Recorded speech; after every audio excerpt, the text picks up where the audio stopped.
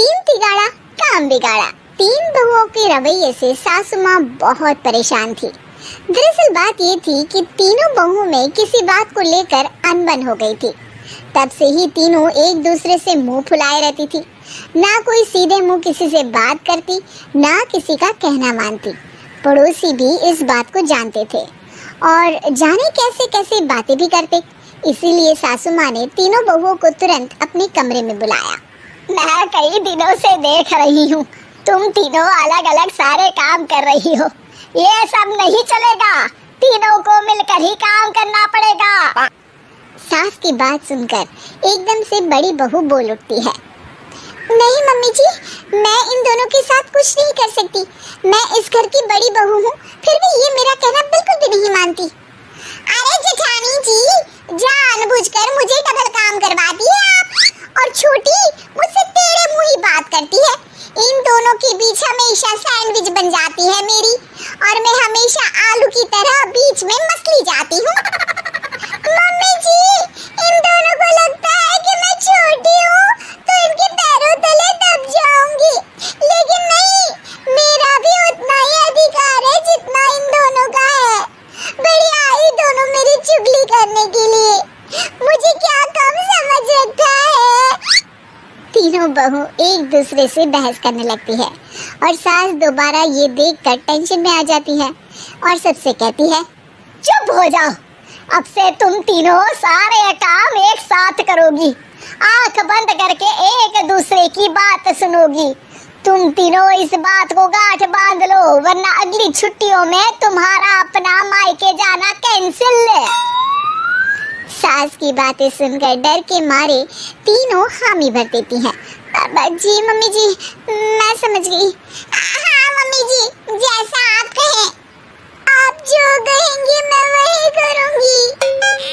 तीनों बहू सास की बात को गांठ बांध लेती है और वादा करती है कि अब से सारे काम वो तीनों एक साथ मिलकर ही करेंगी। ये सब देखकर सास खुश हो जाती है और वहाँ से चली जाती है। नीचे जाकर वो देखती है कि घर में शर्मा जी आए हुए होते हैं।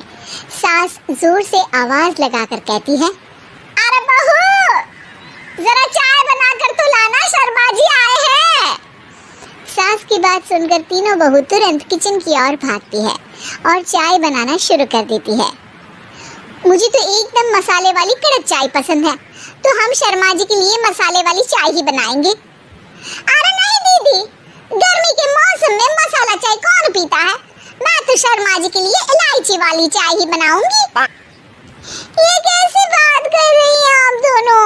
मेरी मम्मी ने सिखाया है कि मेहमान को ज्यादा दूध और शक्कर वाली चाय देनी चाहिए, वरना वो घर वालों को कंजूस समझते हैं। तो मैं तो शर्मा जी को ऐसी ही चाय दूंगी। तीनों बहुएं अपने अपने तरीके से चाय में शक्कर, मसाला, पत्ती सब डाल देती है। उबलने के बाद तीनों मिलकर चाय बाहर लेकर जाती है और शर्मा जी और सासू माँ को देती हैं। चाय पीने के बाद शर्मा जी सासू माँ को देखकर शर्मा जाते हैं और शर्मिंदा महसूस करते हैं कि आखिर उन्होंने चाय पीने के लिए हामी क्यों भरी। सासू माँ भी चाय पीना शुरू करती है और कहती हैं, अरे बहू, ये कैसी चाय बनाई है? चाय है या मीठे दूध की बासुंदी? हाँ, चाय अच्छी नहीं लगी क्या? कोई बात नहीं, हम पराठा बनाकर लाते हैं। चलो चलो अंदर। हाँ चलो। हाँ, आती हूँ मैं भी। नहीं, मेरा पेट चाय ने ही चौपट कर दिया, वही काफी है। पराठे से पोपट नहीं करवाना, मैं तो चलता हूँ। शर्मा जी चुपचाप पतली गली से निकल जाते हैं। अगले दिन सास बहुओं से कहती है, अरे बहू, जाओ जाके ऊपर के गेस्ट हाउस की सफाई कर दो।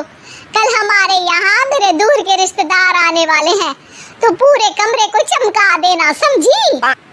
तीनों बहू सास की बात को मानकर ऊपर सफाई करने चली जाती हैं और तीनों कमरे की सफाई चालू कर देती है। बड़ी बहू मकड़ी के जाले साफ करती है, तो बीच वाली झाड़ू लगाना और छोटी वाली सर्फ डालकर जमीन धोना शुरू कर देती है।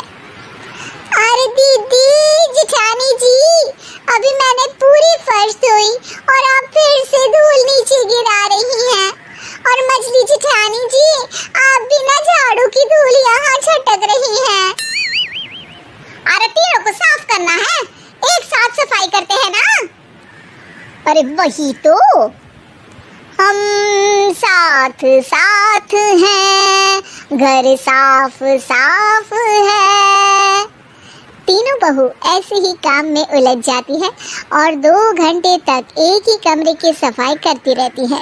बहुत देर से अपनी बहुओं को ना देखने के कारण सास ऊपर कमरे में उन्हें देखने जाती है, लेकिन कमरे में घुसती ही वो गीली फर्श पर फिसलने के कारण नीचे गिर जाती है। ओरी मोरी मैया, हड्डी मरोड़ के रख दी, आए मेरी तो कमर ही टूट गई रे। तीनों बहुएं सास को उठाती हैं और बिस्तर पर सुला देती हैं। अरे मेरे हाथ पैर दर्द कर रहे हैं, दबा दो, आराम मिलेगा। हाँ जी माँ जी। अरे जी माँ जी माँ जी। और तीनों बहुएं एक साथ सास के हाथ को दबाना शुरू कर देती है। माँ की तो चीख ही निकल जाती है और नतीजा ये होता है कि सास के बचे हुए शरीर में भी दर्द उठ जाता है। हाय राम, ये क्या कर दिया तुम तीनों ने। अरे मेरी तो किस्मत ही फूटी है कि तुम जैसी बहुएं मुझे मिली। हे भगवान, पूरे शरीर में दर्द बढ़ गया है, अब तो पता नहीं कि चल भी पाऊंगी या नहीं। माफ करो, मुझे गलती हो गई मुझसे कि तुम तीनों को एक साथ काम करने के लिए बोला। सोचा था तीनों मिलके अच्छे से काम करेगी, लेकिन बड़े बुजुर्ग सही कहते थे कि 3 तिगाड़ा काम बिगाड़ा। तुम लोगों ने ये बात ना आज साबित करके दिखा दी। तुम तीनों को तो समझाना यानी मानो भैंस के आगे बीन बजाना है। तुम्हें अकेले अकेले काम करना है ना, तो अब से तुम अकेले ही अपना अपना काम करो। तीनों बहुएं वहां से जाने लगती है। अरे कहाँ जा रही हो? आप ही ने तो कहा कि अपना अपना काम करो, तो मुझे मुल्तानी मिट्टी लगानी है। अरे मुझे भी तो नेल पॉलिश लगानी है, मुझे ना मेहंदी लगानी है।